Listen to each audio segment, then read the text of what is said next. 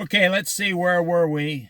We were in Matthew chapter 6. We talked about giving to the needy. We talked about prayer, the Our Father prayer, Our Father who art in heaven. Now we are on fasting. Verse 16, Matthew chapter 6, verse 16. When you fast, first of all, I just want to bring up, do any of you fast? What is fasting? Now, Jesus said clearly to a person, one of his disciples, how come we couldn't drive out the demon? And Jesus said something very interesting. He said, these can only be driven out by prayer and fasting. Sounds pretty scary. That's my reaction. That sounds scary. You're telling me there's things out there. Now, I already know, but I'm just saying, making a point here. There's things out there that you can't drive out, like evil entities. You can't drive them out unless people are praying and fasting. And I'm making the point, you look at the level of evil in the United States of America today, and then you look at the lack of prayer and the lack of people fasting. And Jesus said, these entities, these demons, can only be driven out by prayer and fasting. What is fasting? Fasting is fascinating. Fasting is something I'm no good at. And I don't think you're good at it. I don't think anybody's really that good at fasting. Even someone who actually is fasting on a regular basis, it's not fun. What is fasting? Fasting is going without food, drinking water, maybe coffee, juice, maybe milk, but fasting is when you don't eat your meal, you just drink the liquid. It's supposed to be no food, just water. Fasting is something that goes against every fiber in your body. Because, you want to eat, right? You want to eat food. In most countries, they have 2 meals a day. They don't eat our breakfast. They have a big lunch and a big dinner. Or in a lot of countries, they have a big, huge breakfast, no lunch, and a big dinner when they get home. Not Americans, though. The average person in America has a big breakfast at the drive-thru, then goes to 7-Eleven for some junk food lunch, then has a snack, then goes home and orders an entire pizza at their house for dinner, chicken wings, breadsticks. Then, if you stay up a little too long watching the movie, you have another snack. I think I just discovered why Americans are so bad at fasting. Now, this Bible study is really small, fasting. It's only 16, 17, 18. It's only 3 verses, 3 sentences. So why? I mean, there's not much to it, but why is it, it's such a big thing? Because fasting is something you have to do physically That's the part that sucks right there. And it's something you have to do spiritually. At the same time,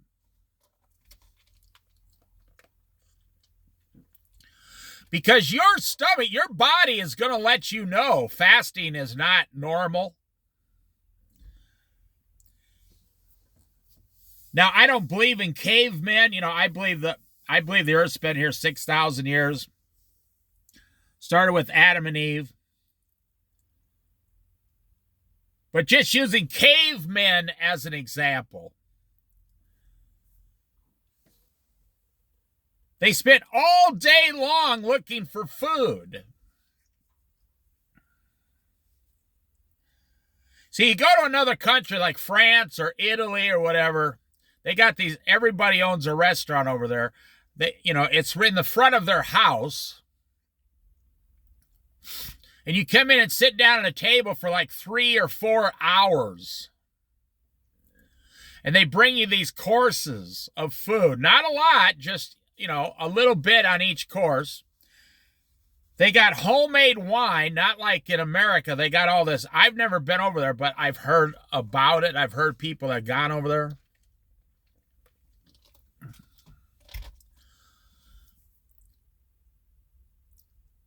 And they spend more time eating. But they don't eat as much as Americans. In America today, we eat as much as we can, as fast as we can. That's why, antacids are, $1 billion a year industry. Pepto-Bismol, $1 billion a year industry. Another problem that we have with fasting, comes a cool fishing boat. Another problem we have with fasting, and I'm serious, fasting requires you to completely stop and slow down.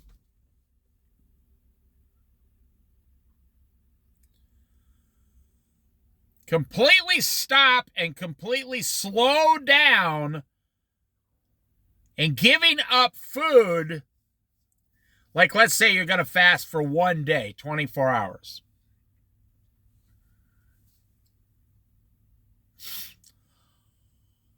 But in America, we literally eat as fast as we possibly can. There are people that would come through the drive-thru, McDonald's, Burger King, Taco Bell, it doesn't matter. By the time they drive 2 miles down to the store, they've eaten their entire lunch while driving.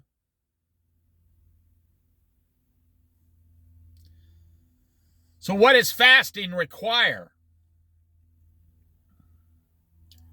It requires you to completely do the opposite of what I just said. Now check this out. 3 verses. Here we go. Fasting. When you fast. Well, I think the American church, and I am 100% guilty of this. I haven't done much fasting in my life. I have juice fasted before for 15 days. This was when I was younger. I just wanted to see like a survival technique to see how long I could make it on just liquids. And to be honest, in 15 days, I only dropped like 5-6 pounds. I wasn't doing it for a diet. I was just wanting to see as a survival situation. Imagine if Americans had to go out and get their own food today. Good luck with that. That would never happen in America today. No flipping way. Now, listen to this. See, I wanted to start by giving you an idea of what fasting is. It's Friday night. You probably got some pizza, chicken, popcorn, Doritos. You got some barbecued wings lined up, man. With a gallon of soda. soda pop.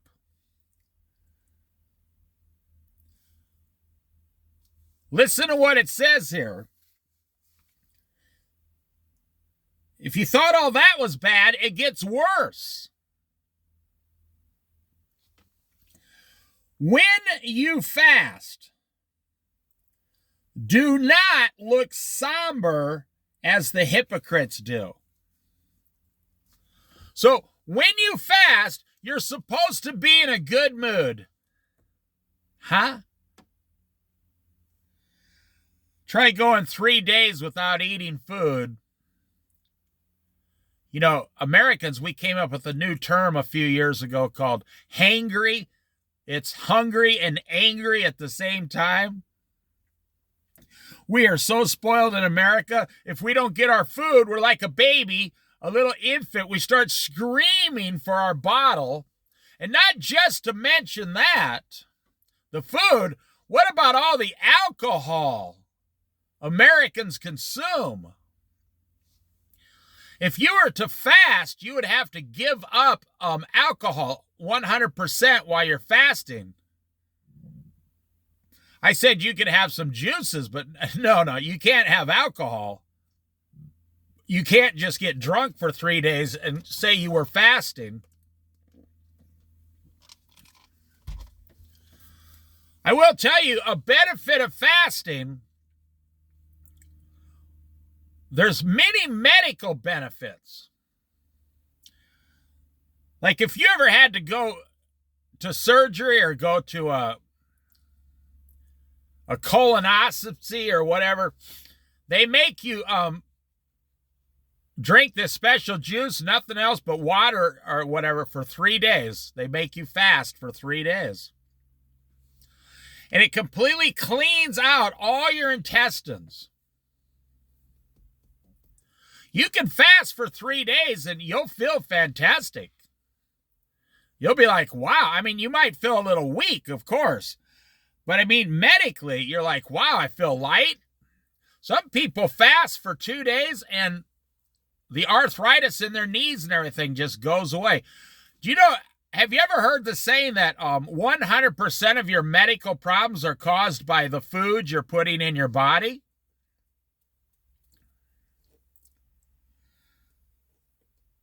People, you are what you eat. So now it's telling us when we fast, we're supposed to be in a good mood about it. You're supposed to act complete. You're not supposed to tell anyone you're fasting. You're supposed to completely act as if everything is normal. Now, that's kind of hard to do if you're at work. And, people are going to ask you, how come you're not eating lunch? Your family's going to ask, how come you're not eating dinner? When you fast, do not look somber as the hypocrites do. For they disfigure their faces to show others they are fasting. Truly, I tell you, there we go again with the truly I tell you. Like people don't believe what Jesus is saying. They have received their reward in full. There Jesus goes pushing people's buttons again. Calling people hypocrites. Certain people hypocrites. You see, back then, they wanted to fast to show everybody how holy they are. They wanted to fast and let everybody know how holy and close to God they are. What did the man at the wall say praying? The one man stood far back and was beating his chest, said, I'm not even worthy. The other man stood up confidently in front of God, and he was telling God during his prayers just how great he was. Man, talk about stupid. He stood up there going, Lord, I fast 2 days every week. This guy went on and on about how great he was. But how do you say that you're great to Jesus, who fasted 40 days and 40 nights in the wilderness for us, for our salvation? See, everything that God required man to do, Jesus or God performed. Moses was on the mountaintop 40 days. So he wasn't eating for 40 days in front of God. So Jesus fasted 40 days in the wilderness in front of God, his Father. Just like Moses did. I'm just using that as one example. Now listen. When you fast, do not look somber as the hypocrites do, for they disfigure their faces to show others they are fasting. Truly, I tell you, they have received their reward in full. They will not get another reward in heaven for fasting. Now, to make it even worse, you're telling me that I'm giving up eating all this good food, and when I get to heaven, I don't even get any credit for it. I gave up all this food, I was fasting, and now I get to heaven and I don't get any credit for it. Well, as we see, we're learning here when we read these Sermon on the Mount, the Beatitudes. Whenever you do things in front of men to be seen by other men and women, you have received your reward on earth because people are saying, oh, that person's great. And then when you get to heaven, you've already received your reward. But it says, like, when you go to heaven, if you do these things in quietness, when you go to heaven, your Father's seeing what was done in secret. And you go to heaven and people go, hey, you see that guy over there? God just rewarded him. That guy fasted 1,000 times during his 100-year life on the earth. He fasted 10 days a year for 100 years. And God rewarded him in heaven for that. Now, why would you want to be rewarded in heaven and not on earth? Well, because whatever you receive on earth, any reward you get on earth goes away the minute you die. But any reward you receive in heaven never goes away. You own it for all eternity. That's why, Jesus would talk about, why are you trying to build a kingdom on this earth during your lifetime on this earth? What does the average American Christian do? They try to build a kingdom from age 30, because no one even wakes up till age 30 now, until age 65. So for 35 years, you're trying to build this kingdom on the earth for yourself. Or people use the excuse, oh, no, we're doing it for our family. Highly unlikely, actually. Jesus is saying, why are you doing this? And by the way, the next study we do is treasures in heaven. Jesus, why are you doing this? Why are you giving up your rewards on earth? I mean, to receive them on the earth. And why are you giving up your heavenly rewards? It's almost like heaven is a credit card that you can use part of your heavenly rewards on earth if you want to, but then you never have to pay them back, but they're gone. Once they're gone, they're gone. It's like you're saying, I have certain rewards in heaven, and I'm going to use some of those down here on earth to make my life easier on the earth. To make my life easier. But then, because you pulled them out of heaven and used them on your earthly, spiritual credit card in this example, they're gone. Once you use them on earth, they're gone.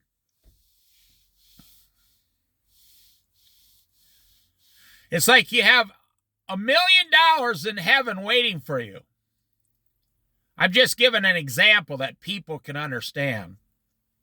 You have $1 million in heaven, and, if you use 600,000 of it on the earth, it's gone. Okay. But when you fast, for those of you who decide to fast to honor God, that's why, what is fasting? I told you what it is. What is the purpose of fasting? To glorify God's name. Fasting gives you a lot of benefits like discipline. It's funny though, you got to be careful. What we call fasting today, people 100 years ago would just call normal daily life. Like your great-grandma, she would probably tell you, well, we only ate once a day. Today we call it, Hollywood says intermittent fasting. They only eat once a day to lose weight. They're on a movie project or something. But that's only because you're a rich movie star and you have a choice to eat or not to eat. 100 years ago, your great-grandma might have only had the choice to eat once a day. She didn't call it intermittent fasting. She just called it eating or living, surviving on the farm. But when you fast, put oil on your head and wash your face. Now, that was their way back then of just looking normal, looking better. They didn't have today's makeup and soaps and all these crazy things that they have. So that it will not be obvious to others that you are fasting. So the Lord is telling us here, not only don't tell others, take steps and go out of your way so others don't find out that you're fasting. So that it will not be obvious to others that you are fasting, but only to your Father who is unseen, and your Father who sees what is done in secret will reward you. Well, I'll tell you, to me, one of the most important things there's a Father, your Father, called God the Father, who sees everything you do. That's scarier than any of the fasting stuff. There's a God in heaven who's watching every single move every person on the earth makes. Wow. Talk about powerful. So when you fast, don't be like the hypocrites walking around saying, they're like, hey, what's wrong today, Bob? Oh man, I'm fasting. I'm trying to fast so I can honor God, and I'm just really hungry, but I'm going to stick it out so I can honor God. It's not just fasting. We see a lot of, I call them religious people. Really, religious nuts. Screwballs. They believe they're so religious, but all they're really doing is pulling the wool over everyone's eyes around them. They believe they're so religious, they want to go around and tell everybody about how religious they are, how great they are. That's what the Jewish man praying at the wall did. He believed himself to be so great, he was even telling God the Father how great he was. And Jesus was standing there watching him, and the man never knew that Jesus was watching him. Standing right behind him, he told his disciples, "You see that man?" And he told the story. This man was telling God how great he was, and he didn't realize God in the flesh was standing behind him. Think about it. Okay, treasures in heaven. Verse 19. Do not store up for yourselves treasures on earth. Now, wait a minute. This is kind of the main theme of my life that you guys have heard me talk about.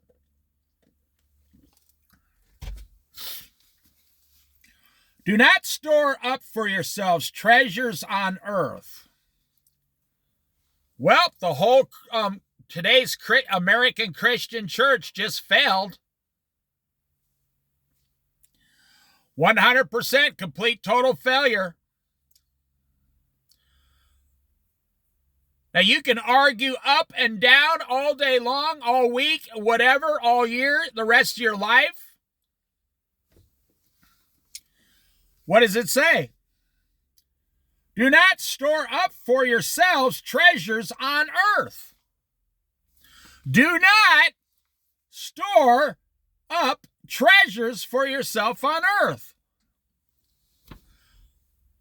Boy, talk about rattling some cages. Talk about saying the most unpopular thing in American society. This is actually my favorite subject in life, pretty much. Do not store up for yourselves treasures on earth, where moths and vermin destroy, and where thieves break in and steal.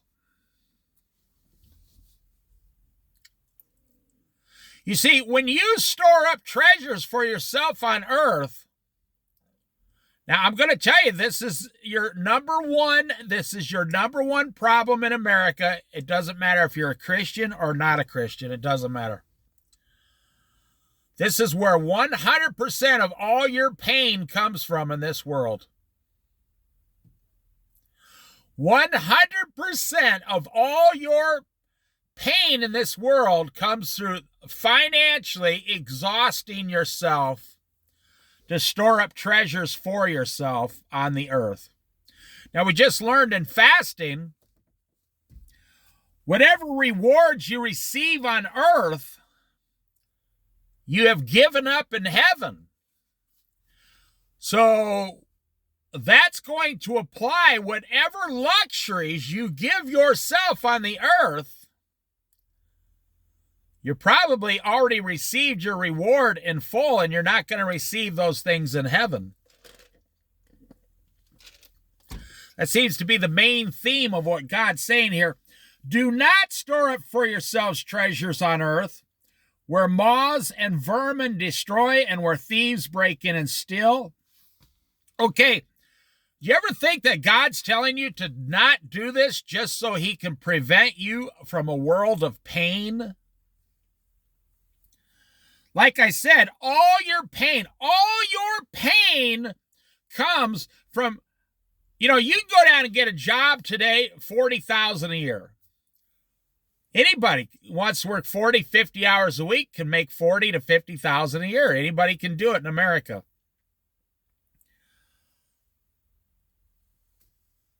But if you go down and open your own business,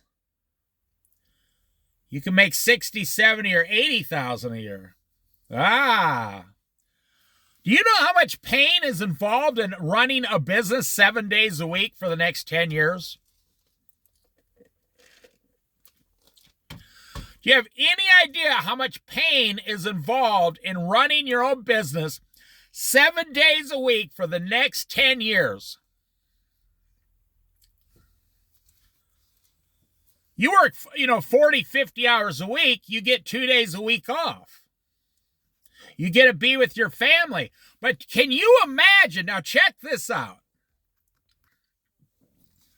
And I've been trying to help people with this for a long time, but I don't think I help some people, not a lot. Some people are waking up. Can you imagine how easy your life would be if you and your spouse,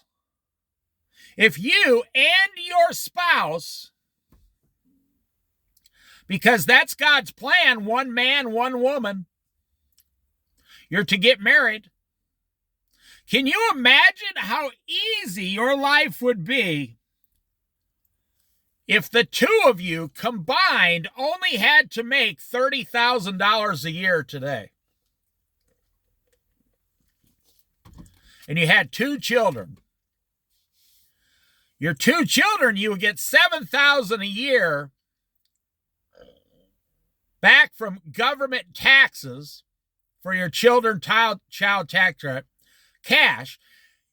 You'd get $6,000 a year in food stamps in America. I'm not telling people to go on welfare. I'm telling you what the system is in America today. A family of 4 can make $30,000 a year, get $6,000 a year in food stamps, and $7,000 at tax time given back to them from the federal government. You'd have $43,000 to live on. You say, can't do it. Oh, if you rented a 2-bedroom apartment, you could easily do it. If your rent was only $1,000 a month, you could save $7,000 a year and never touch the tax refund. In 10 years, the government would have given you a savings account of $70,000. I'm just telling you, can you imagine how easy life would be if you only had to make $30,000 a year? Well, how do you do that? Well, you got to cook 99% of your meals at home. You can't go out to movies, stuff like that. You got to find entertainment around the house. You can't own a big $700 video game or a TV. You have to go read a book, go hiking, walking, study the Bible, go fishing. There's so many things you could do with your family if you only made $30,000 a year. Do you know how many hours your wife would have to work to make $15,000? If your wife made $15 an hour, she'd only have to work 1,000 hours a year. That's only 20 hours a week. Can you imagine only working 20 hours a week as the wife and 20 hours a week as the husband? You make $30,000 a year at $15 an hour. You get 100% free Obama health care. I'm telling you what the system is. You get free health care. You get $600 a month in food stamps, a family of 4.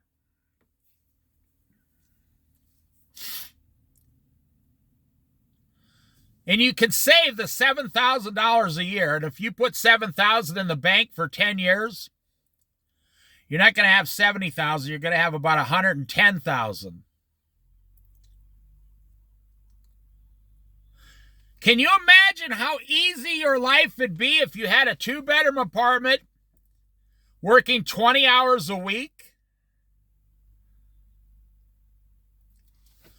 So why is everybody in America who makes under $100,000 a year completely dead broke every year?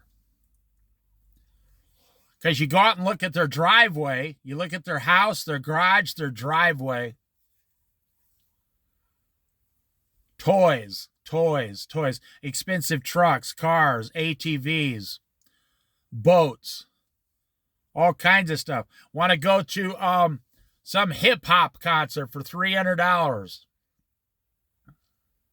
Want to go out to dinner, $80 every week. The average family of four spends $1,000 a month on food and $400 a month on additional junk food. True story. Do not store up for yourselves treasures on earth. Now, I find this interesting how fasting creates discipline. It gives you discipline over time, discipline over your life. Fasting, the more you fast, the more disciplined you're going to become in this world. Do not store up for yourselves treasures on earth. That's going to give you discipline. Fasting, discipline. Stop buying your stuff, treasures on earth, discipline. The next one is do not worry down here on verse 25 about, do not worry, therefore I tell you, do not worry about life, whether you eat or drink, about your body. Now check it out. If you're working 50 hours a week and barely surviving, you're full of worry all the time. You're constantly worrying. Okay, if you're working 20 hours a week in this example that I just gave you at $15 or $16 an hour, 20 hours a week, you've taken care of the do not worry part. You've stopped worrying completely. You've completely stopped worrying. If you do it according to God's plan, a young man meets a young woman, they have a child. If in America today, if your rent is $1,000 a month, you don't even have to do that. Actually, you could buy a house in America for $1,000 a month. Matter of fact, if you're a first-time homeowner, the government will give you part of your down payment for free. You could still work 20 hours a week and still make more money. I mean, get more benefits. I'm telling you. You don't even have to pay rent. Now, back where my wife was born and raised, in this small town in Iowa, we saw that a house back there just sold for $65,000. It was a 4-bedroom house, $65,000. Your payments would be $500 a month to buy your own house in this small town in Iowa. And it had a front yard, a backyard, a porch, 2-story, 1 bathroom, and a 1-car garage. $65,000. Say, well, I don't want to live in Iowa. Why not? It's better than most places, I'll tell you that. And you can go right down the street to the Walmart, work 25 hours a week at $15 an hour, and then say, okay, I put in my 20 hours this week. Goodbye. I'll see you next week. If you could get discipline about fasting and treasures on earth and in heaven, and then you will not worry, you'll stop worrying, you'll spend your other time seeking Jesus Christ. Do not store up for yourselves treasures on earth. Why? Because that's where all your pain comes from, my friend. That's where 100% of all your pain derives from. It comes from that. Where moths and vermin destroy, and where thieves break in and steal. You think you go down and buy a brand new truck? Do they tell you when you're buying a truck, they're going, all right, make the payments, but in 10 years, this truck's going to be a big, huge pile of junk. It's going to have 250,000 miles on it. It's going to be falling apart. It's going to cost you like $1,500, just to get it running again. Would you buy that brand new truck? I mean, if they could show you your future, in 10 years, you're going to be totally screwed. Would you put $50,000 in this truck and then $1,000 a year for 10 years into the truck, plus the interest payments now, like on a truck now is like 12%? Well, you don't have to do that. You don't have to know that. You don't have to do any of that. All you got to do is what God says. I'm going to say that twice more. Do what God says. Just do what God says, and all your problems will go away. Do not store up for yourselves treasures on earth. If you just say, okay, Lord, I won't. Thank you. All your problems would disappear financially. You would completely be an entirely different person. Have a whole different life. You would be so much better, but you just wouldn't own a lot of stuff. Isn't that what people are afraid of? Well, what do you mean? I got to own my stuff. You ever see the George Carlin? Now, that's ironic. I'm giving a Bible study and talking about George Carlin. I find that funny because George Carlin hated Christians. I'm telling you, he hated Christians or anything to do with the Bible. Or George Carlin could not stand the Catholic Church and on and on. He hated Christians. But you ever see his comedy gig about stuff? Now, he was a vulgar man, yeah. Stuff, I got to take my stuff to my house, and then when I go on vacation, I got to fill a suitcase full of stuff, and then I got to get on an airplane with my stuff, and I got to go across country, and I got to buy some more stuff, and I got all this stuff I got to take with me all the time. Do not store up for yourselves treasures on earth where moths and vermin destroy and where thieves break in and steal. But store up for yourselves treasures in heaven where moths and vermin do not destroy and where thieves do not break in and steal. For where your treasure is, there your heart will be also. You ever wonder why someone does drugs and drinks alcohol to the point to where they completely destroy their entire life? For where your treasure is, there your heart will be also. People say, no, we're addicted to drugs and alcohol. Well, you probably are now. You might be addicted now. Now, you can't stop. But when you first started out, your heart said, I want to drink. I want to do drugs. Where your heart is, that's the thing that destroyed you completely. The eye is the lamp of the body. If your eyes are healthy, your whole body will be full of light. That's so interesting here. Your eye is the lamp of the body. If your eyes are healthy, your whole body will be full of light. It does not say your whole body will be healthy. No, it said your whole body will be full of light. What is it saying here? It's saying storing up treasures for yourself on earth means you are living in darkness, not light. You're living in complete darkness. You're not living in the light of God. Think about it. Now look at what we see here. Do not store it for yourself treasures on earth, because they're all going to be destroyed anyway, it says. Store up for yourselves treasures in heaven, where they will never be destroyed. Okay. Then it seems like it switches, but Jesus is saying the same exact topic here.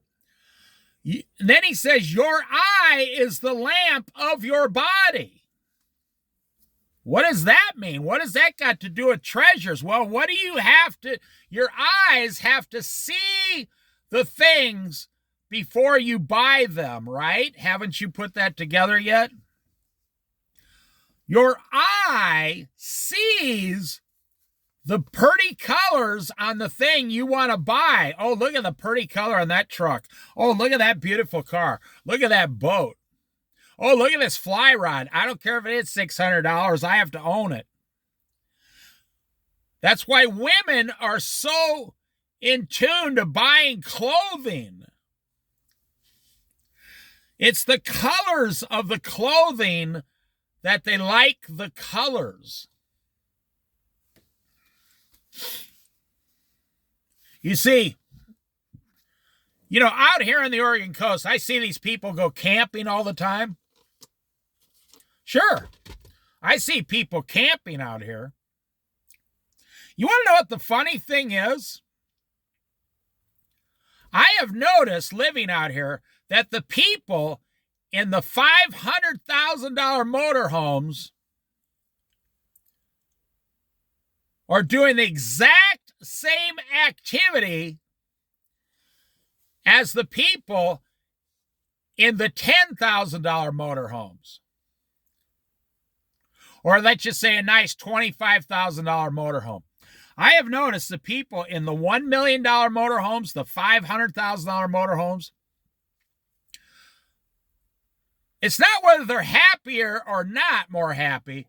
They're doing the exact same activity when they go camping. They pull into the campground. The $25,000 motorhome pulls into the campground. The guy in the $1 million motorhome gets out and starts cooking some steaks. The guy in the $25,000 motorhome gets out and starts cooking some steaks.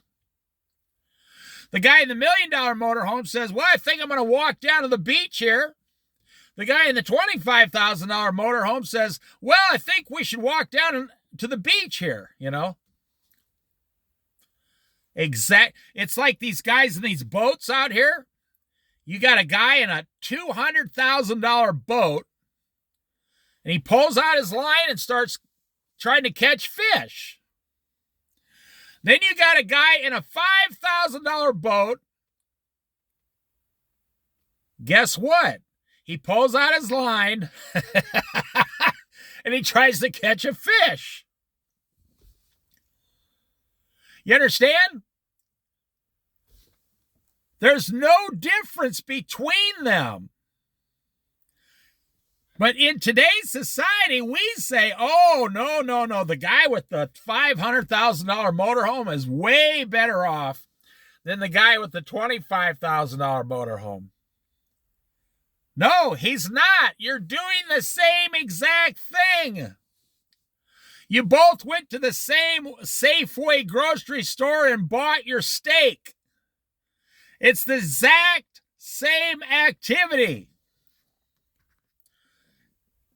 Except I guarantee the guy with the $1 million motorhome, he had to own several businesses and he had to work his butt off for 40 years to get there.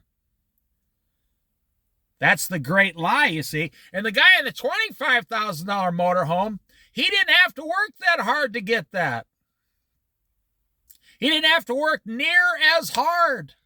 So couldn't you make the case, the guy in the $1 million motorhome, he was too busy working for 40 years, he couldn't even go camping. And the guy in the $20,000 motorhome went camping like 25, 30, 40 times every weekend a year. Because he wasn't spending all his money.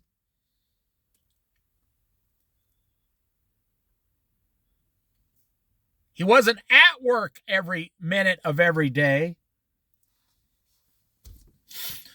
You know what they say? I'm going to teach you something. You know what the greatest money is in the world? A bag of potatoes. Now, most people are going, what? A bag of potatoes is the greatest money in the world? If you're starving and your family's starving to death in a great severe depression,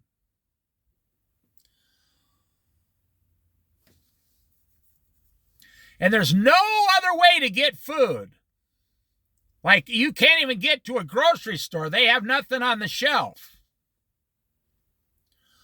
What's going to be more valuable?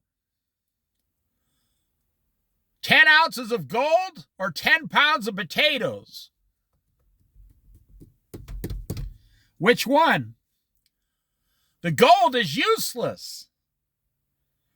You could get to a point in this country where you couldn't even buy anything with your gold because it's not for sale, it's not available. You say that'll never happen. No, during the 3-year pandemic, after the first year, when the second year of the pandemic, the coronavirus pandemic, the supply chain was so screwed up, I went to 3 different Walmarts and I couldn't find socks, t-shirts, or tennis shoes for sale in my size. They weren't there for 9 months. They didn't have them for 9 months. Now, I had some extras at my house, but they didn't have shoes that would fit me for 9 months. You're saying, well, yeah, that's true. I forgot about that. And that wasn't even a severe economic Great Depression. No. The eye is the lamp of your body. I guarantee your bank account today is empty because of your eyes. Your eyes. You see something that you want. The book of Ecclesiastes says, the eye never has enough of seeing, the ear never has enough of hearing, and the stomach is never full. Those are the 3 things on this earth that are destroying your financial life as a Christian, as a God-fearing Christian. Do you know how people get money in this country? It's so sad. There's only 2 ways people get money in this country. If they didn't have these 2 things, our country would have been bankrupt a long time ago.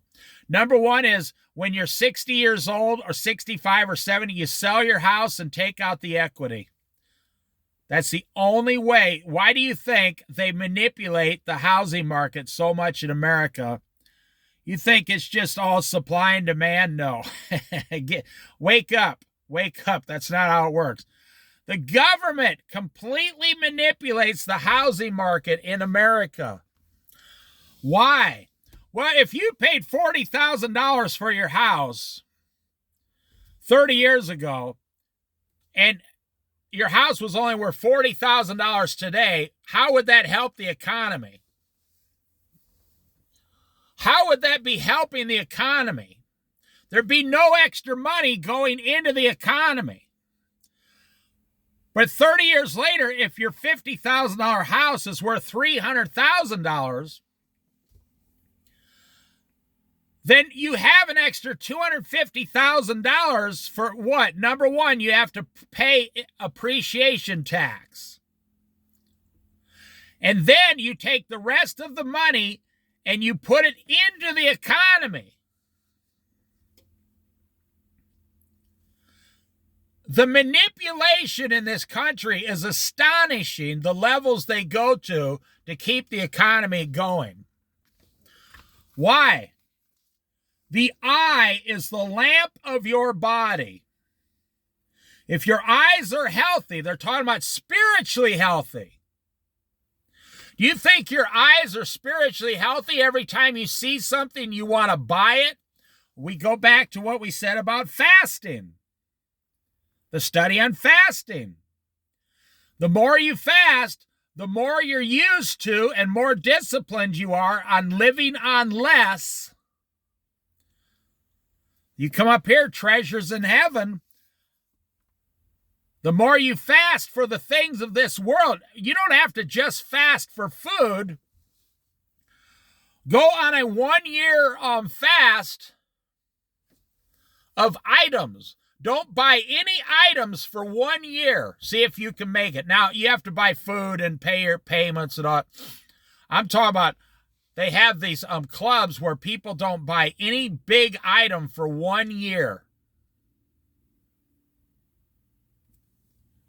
Here comes the Coast Guard. So you see, your eyes are not healthy. Your eye is a lamp of your body. Okay. It's saying the light of God comes in and out of your eyes. Literally, and spiritually, and physically. But you're living in darkness called, and people aren't going to like this, it's called capitalism. You have no idea how this whole world would collapse without capitalism. And our spiritual weakness would immediately be evident to everyone. We're not even, think about the last 200 years, how many trillions of dollars, trillions with a T, have been spent in the United States of America? How many trillions of dollars have been spent in the United States of America in the last 200 years? And we are still financially not doing well. So do you think money's the solution? The answer is no.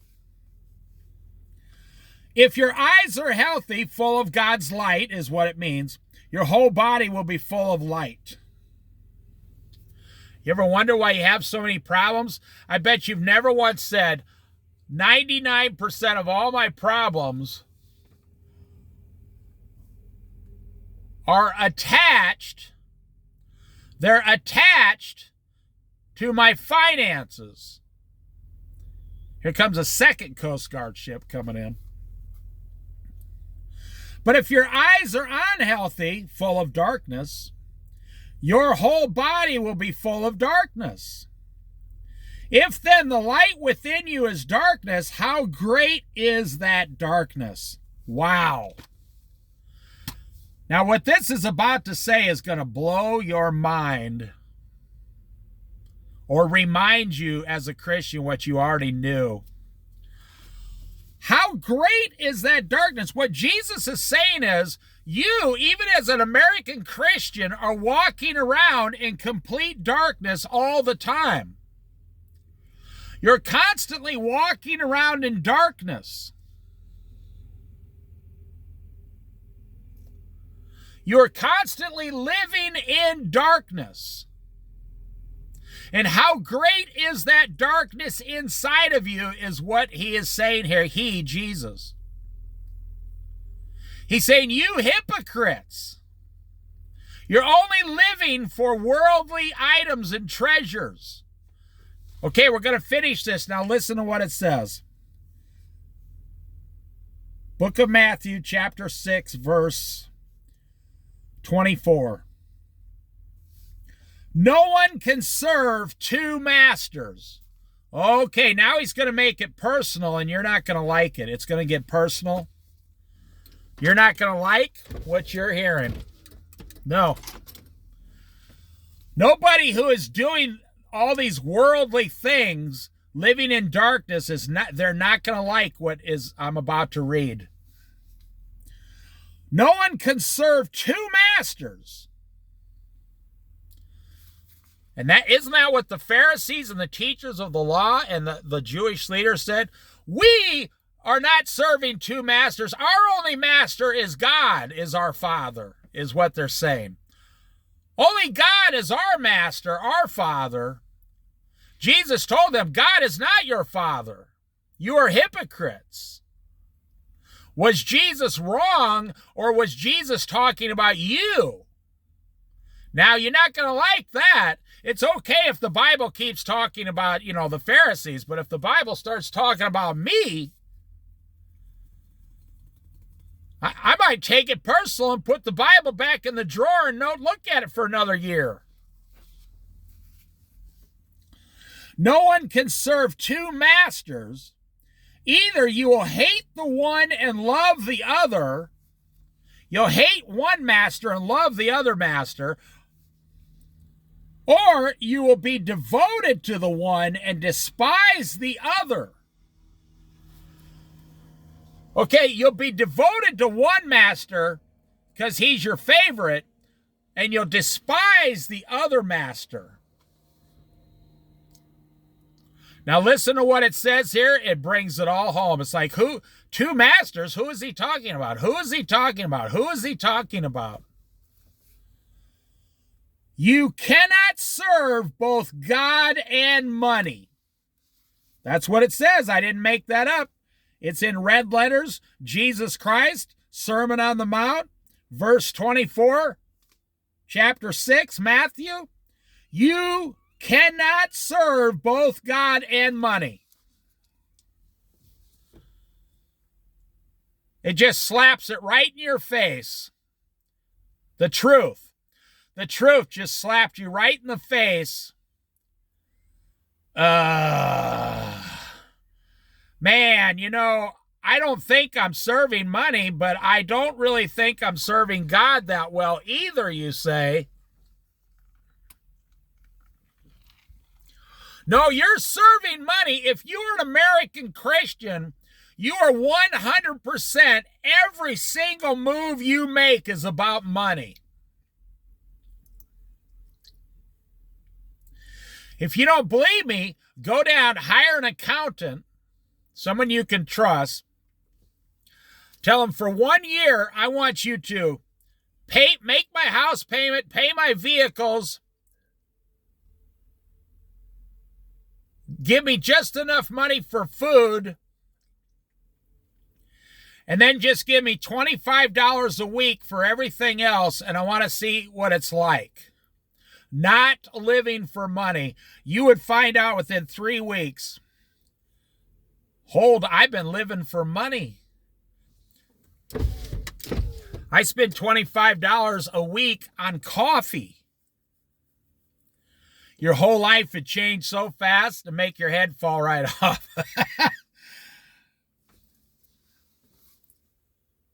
You cannot serve both God and money. Now, I find that funny. First time I read that a long time ago, many years ago, I thought that was going to say you cannot serve both God and the devil. When that came out and said you cannot serve both God and money, it slapped me right in the face when I was a young man.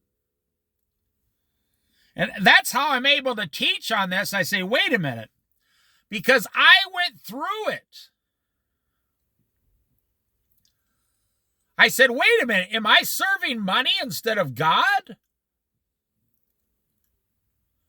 My answer was, yes, you are. I was in my early 20s. Yes, I was. I was serving money, not God.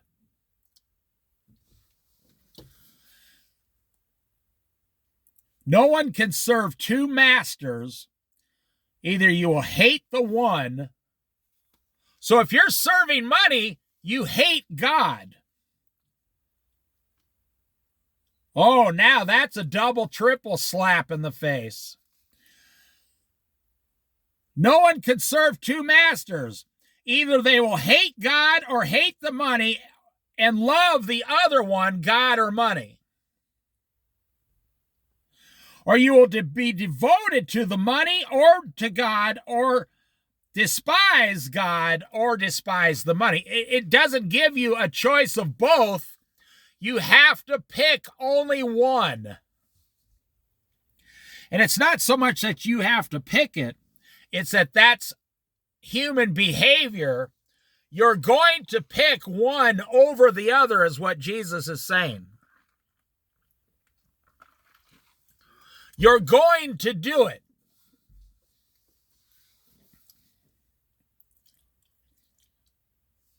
I find that's funny that we went through fasting and treasures on earth and treasures on heaven.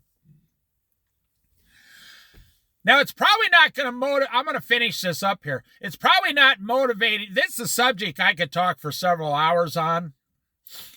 It's not going to motivate you to change.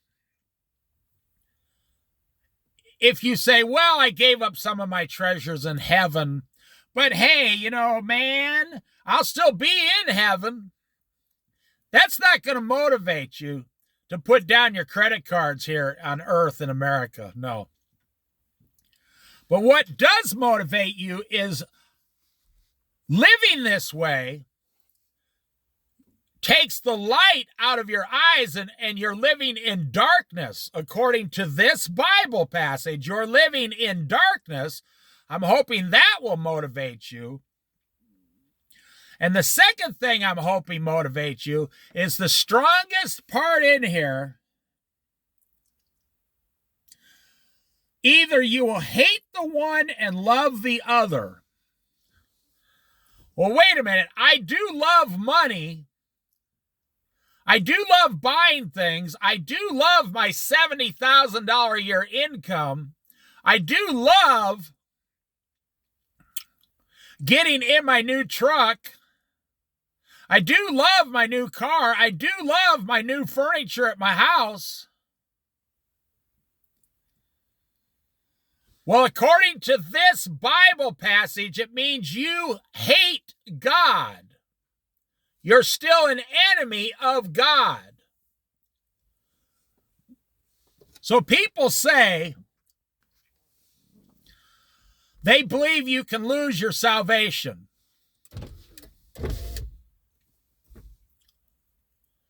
And I'm saying you weren't saved ever in the first place. You say, of course I was. I went to church, 40 times a year.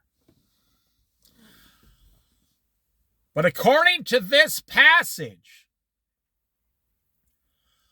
you're living as a Christian American for capitalism, and the reason you're able to serve Christ in your brain is because you serve the world 6.5 days every week outside of Christ. You're living two worlds. You're living for Christ on Sunday morning in your church, and you're living for the world 6.5 days a week after that. Don't blame me. I didn't write it. This is Jesus speaking the Sermon on the Mount directly right in your face, telling you the truth. Jesus cannot lie.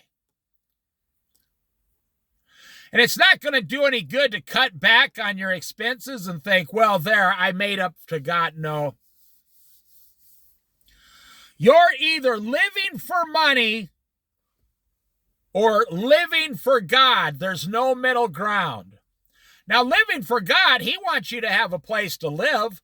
He wants to take care of your needs. Well, the passage comes up, seek ye first the kingdom of God and his righteousness, then all other things will be added to you. But in America, as Christians, we seek the other things 6.5 days a week, and we seek God and his righteousness 1/2 a day a week.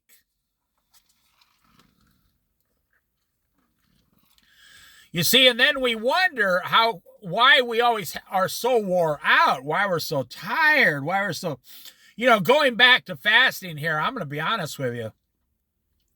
I don't think you can fast. How are you going to fast? You'll become weak and fall down in 2 hours. If you skip lunch, you'll become weak. You might not make it through the end of your work shift if you skip your lunch today. Or your dinner tonight. Try going to bed without dinner. Just say, well, I'm going to go to sleep in 3 hours anyway. I'm going to turn off the TV, have complete silence, and go to bed without dinner tonight and see what happens. Well, physically, it'll make you jump right out of bed in the morning. You'd be surprised. Your whole body will be digested, feeling good. You'll be like, whoa, I had all this extra energy by not eating dinner. But that's a separate thing. You have to do it to experience it. Bottom line, Jesus says, you either love God and hate the world, or you love the world and hate God. And then he says, you cannot have both things. You cannot be devoted to both. And that's the way it is.